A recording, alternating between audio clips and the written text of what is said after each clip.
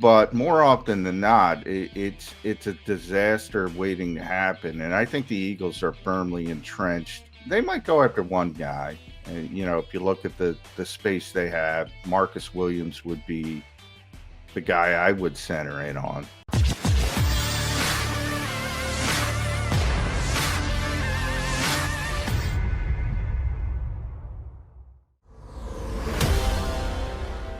JAKIB Media YouTube channel, and you got your boys, Mac and Mac, Johnny McMullen and Jody McDonald here with you, who are suffering through the cold. Man, Johnny Mac, didn't you just have a cold? How you feeling today, by the way? Feeling pretty well. Still in the back end, but yeah, I'm 96.7%. I'm gonna gauge it at. It sounds like your temperature, as a matter of fact. And it's not a good thing because as we get this show underway, John and I both have to prep and get ready, and then Xander punches us up. We were both already outside with our pooches today. I had to run out yesterday. I got my car, and I guess my car was like sitting in the sun a little bit. So yeah, it was it hot. was Ooh. 75 degrees in my car. Yeah. In February, it was 75 degrees. Now I drove around. Oh, it went all the way down to 72. So it was a little over at 75, but 72 degrees. I went out this morning and said, I should have brought my hat. What the hell? How does it go from so hot to so cold in Well, I just pulled up period? I just pulled up the old weather app. It's 32 degrees out right now, so it's officially freezing, and it says flurries in 10 minutes, Jody. 10 minutes. And it was 75 in my car yesterday. How the hell is it flurrying 12 hours later? Not even 12 hours. It's February. Yeah, it's not good. That's how people end up getting sick. But we'll try and stay the course over the next 2 hours. Neither one of us is going to pass out by sickness or exhaustion. We'll give you the full 2 hour effect here. And yes, it's a Throwdown Thursday. We're down to just 200 days until the Eagles kick off the 2022 season. 200. Ooh.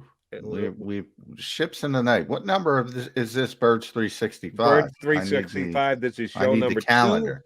218. Show 218. I'm going to start that. I got my little cards here. Show 218. And only 200 days till the opening Sunday of the NFL season. I don't think the Eagles are going to be on that Thursday night. They usually reserve that for a team that went to the Super Bowl, usually a team that won it. Sometimes it's the team that lost it, but it is kind of a reward game and a first national primetime game. I don't think the Eagles will be playing that. Just a guess on my part, so that's why I'm tracking. There we say 2023, though. We want to look that far ahead. That's got Thursday night written all over. Oh, listen to you starting the show on an optimistic and the Eagles are going to the Super Bowl this upcoming more of a stand-up comedian thing. Very good. And if they're going to do just that, they're going to have a big next couple of months. We are now less than 3 weeks away from the start of the NFL new year, which signifies a couple of things. You can start juggling contracts and, of course, the opening to free agency. One thing I did want to touch on today, and sure enough, I just saw it when we were prepping for the show. The Kansas City Chiefs released Hutchins, linebacker, who I don't know if the Eagles would be in on or not, but Anthony Hitchens, a good, solid player, and they saved over $8 million in cap space. He was being pretty significantly paid. That's the market that none of us know.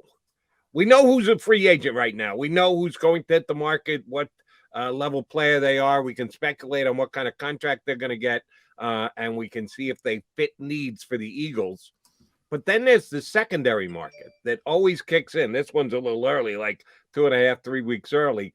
It usually kicks in once teams target another player, don't have quite the salary cap space to be able to, and they prioritize the free agent over someone who's already under contract for them. And yeah, they'll attempt to trade him, but most times that's not the case. They end up just releasing a guy like that. How big a secondary market do you think we're going to have this year?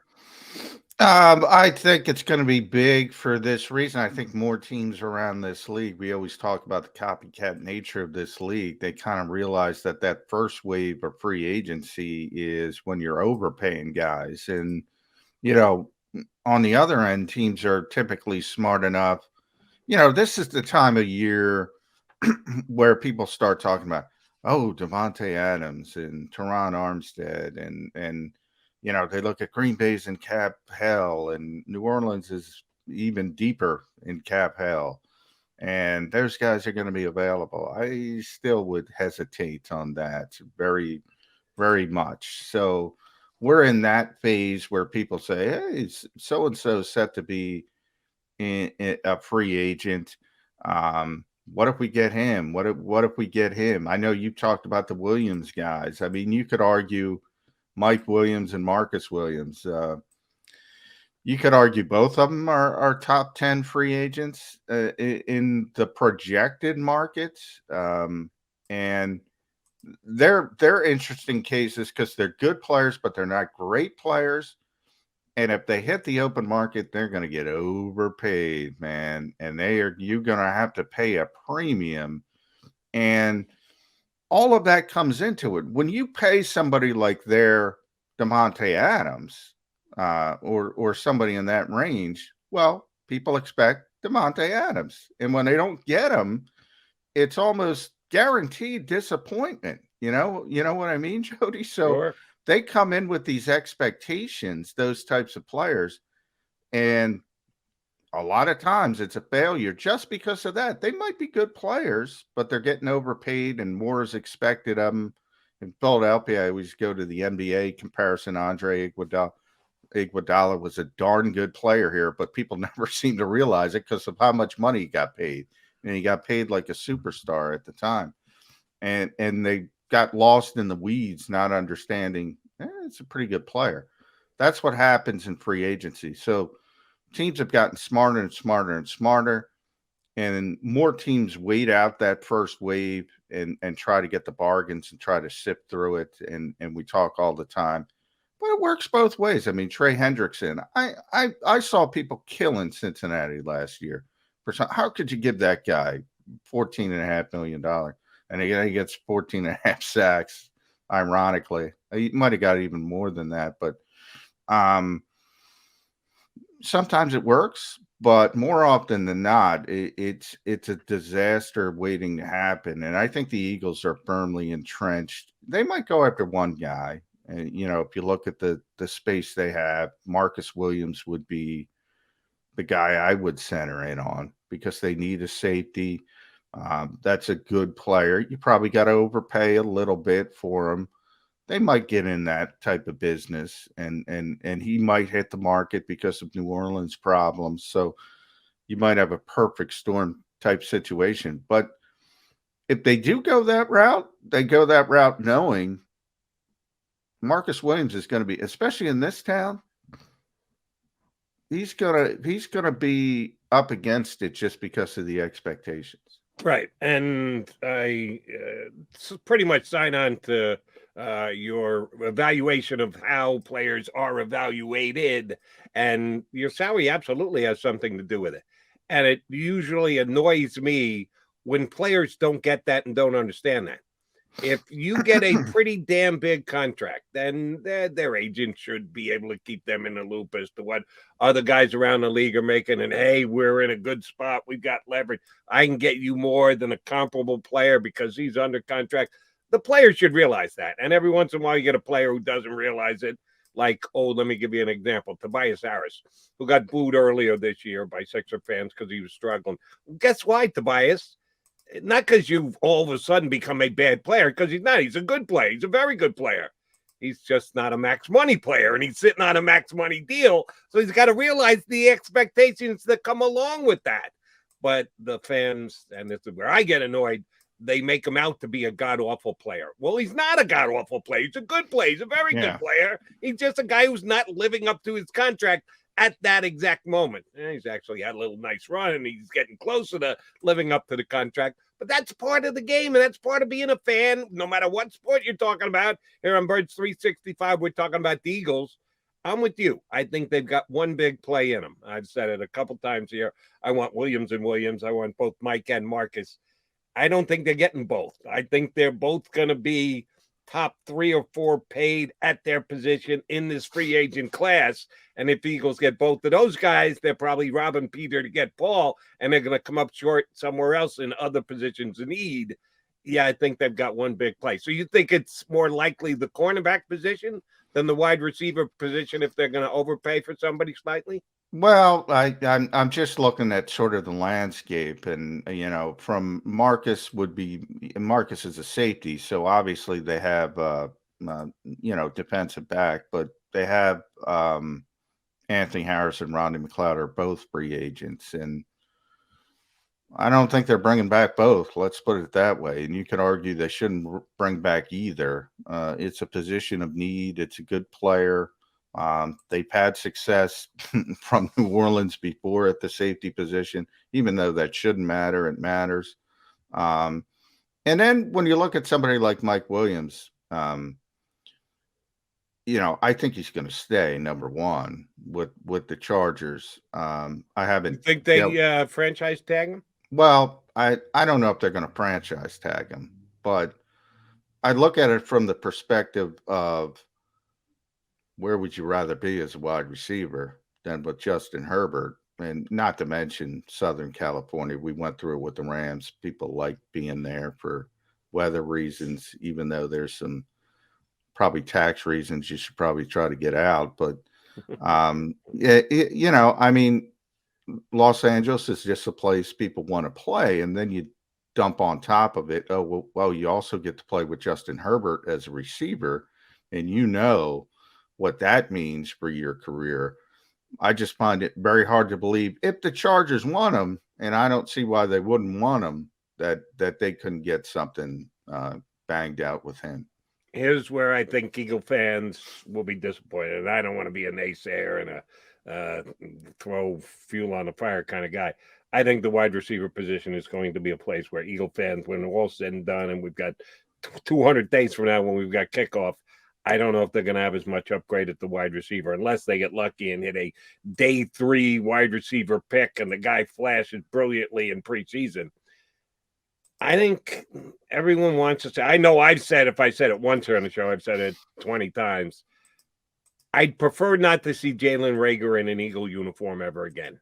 That they really should, need to move on from him. Tim McManus, our buddy for ESPN, in one of their late columns, wrote that players that need a change of scenery could be improved from a change of scenery. Offered up Jalen Reagor as the Philadelphia Eagle. Can I second that emotion? Yeah, I think everybody understands that. But yeah, I think the Eagles understand that, to be honest. But the problem is,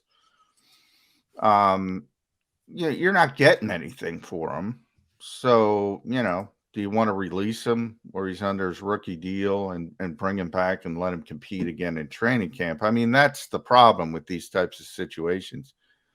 When you play that poorly and you underperform to that point and you have no real tangible value in the league, teams tend to look at it, well, we can't get anything for him. He's under a rookie deal. Let's bring him back and see what happens. And then all of a sudden you're blocking other people from opportunity almost. That's the problem with it. And, you say wide receiver. I agree with you. Mike, people are talking about Mike Williams or Allen Robinson or even Odell Beckham.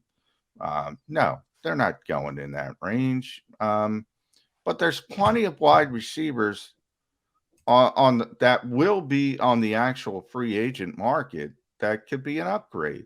And I know we talked to somebody about Dallas and rating Dallas. I forget who it was. Maybe you remember. And Michael Gallup's out there, and Cedric Wilson's out there. I mean, those would be huge upgrades. And Michael Gallup obviously coming off the ACL, but it was Barrett. Barrett came out and said, okay. Let's raid the Cowboys. Yeah. Which I kind of agree with, because it's that old adage, you're not only making your team better, you're hurting a rival if you can get one of those guys. Now, Gallup might be out of their price range as well, but you throw in the ACL, and who knows? We got to see what his market is. But a guy like Cedric Wilson, I mean, it's better than what the Eagles have. I mean, they can get somebody you were talking about that second level of free agency. they can get somebody on the second level of free agency that's significantly better than what they have. But the second part of that, Jody, is they got to have a spot for him.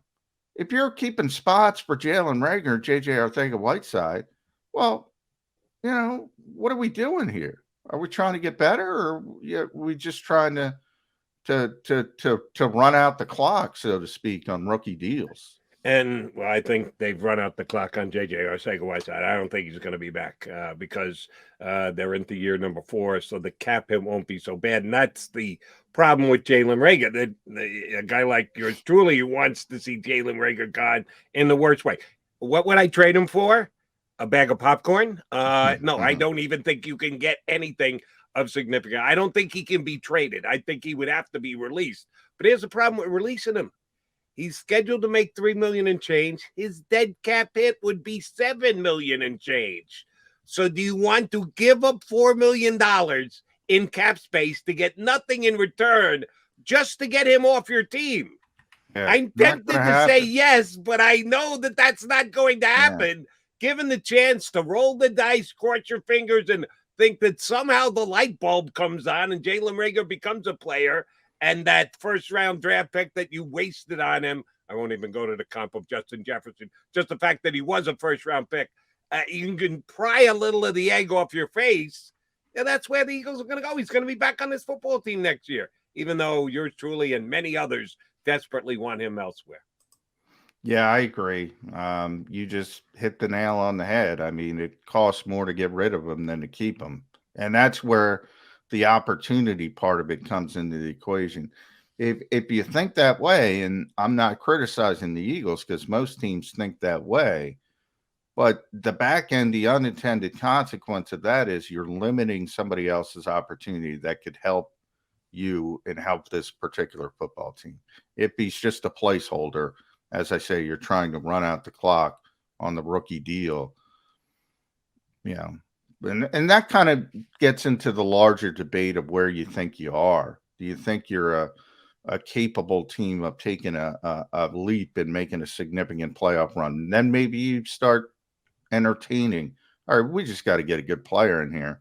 But if you're in that transitional phase still, that Jeffrey Lurie said about last year, and everybody says, well, the Eagles aren't close. The Eagles aren't close to look at the Rams, look at the Bengals. If you're still in that thought process, then probably you're going to run out the clock with Jalen Reagor.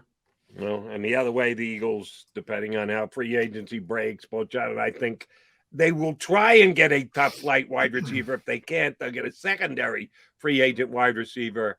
What if they come up short in both of those areas and they are going to lean on the draft as a possibility? Johnny Mack just wrote an article for Philly Voice about how they can't possibly use another first-round pick. It's probably right. Second round, third round, day 3. Well, by the way, and we're going to have Rick Saratella on, I've also said, and look, I don't think they're taking 3 first-round picks. I'm on record with that. But sometimes you're forced to do it. Sometimes you want to do something, but you got to have 2 to tango, right, Jody? So sure. Just because you want to trade something and kick another and maybe get another first-round pick in the 2023 draft doesn't mean you can. So if they're forced to take 3 first-round picks, I have said, and I believe this, there's no way they're taking 3 defensive players. That is not in Jeffrey Lurie's DNA. They have an offensive head coach. They will get antsy. If they have to take 3 first-round picks, there will be an offensive player in there. There's no question in my mind. There is no way this organization is taking 3 defensive players, even though they probably should. If that's the case, does it have to be an offensive lineman? Because it's not going to be a tight end. It's not going to be a tight end. It's not going to be a wide receiver. You said that in the column the other day. It's not going to be a quarterback. Well, no, it's not going to be a running back. That only leaves the offensive line. If you're guaranteeing an offensive player, it's got to be an offensive lineman in the first round. No, but it's going to be an offensive lineman, a receiver, or a quarterback. And Sheil Kapadia, I believe, brought that up. Look, the sense of urgency of having those 3 first-round picks, it also gives you sort of a safety net and people and Sheila and I have thought about this the same way for a while. Why not take 2 darts at the dartboard? You might not like Kenny Pickett, Matt Corral. I think Malik Willis is the guy who's not going to be there, certainly. But if one of those guys falls and you think they have Shield called it a 10% shot of being a high ceiling player, why not roll the dice and have 2 shots, 2 bites at the apple? So you have an evolving Jalen Hurts. You have a cost-effective rookie quarterback under a rookie deal for 5 years if you need it as well. The Eagles can go that route as well. Now, ultimately, what I said in the Philly voice piece was they're not taking a wide receiver because I don't believe they're taking 3 first-round picks. But if they're forced to take 3 first-round picks, wide receiver will be in the mix. One offensive player will be in the mix. So you're not completely dismissing the wide receiver possibility. Lines have certain dominoes have to line up, but there is a possibility you think that they could take a wide receiver. Yeah, they're not disciplined enough to take 3 defensive players. No way. Well, we'll run that by. Our first guest today, Rick Saratella from NFL Draft Bible, scheduled to jump aboard. We're less than a week away from the Combine, which is the first. Well, no, I shouldn't say that. The All-Star Games, the Senior Bowl, and the like is the first domino. This is a big domino in talent evaluation for the draft come April. We'll get some feelings on strength of position and the like from our buddy Rick Saratella from NFL Draft Bible next here on Birds 365.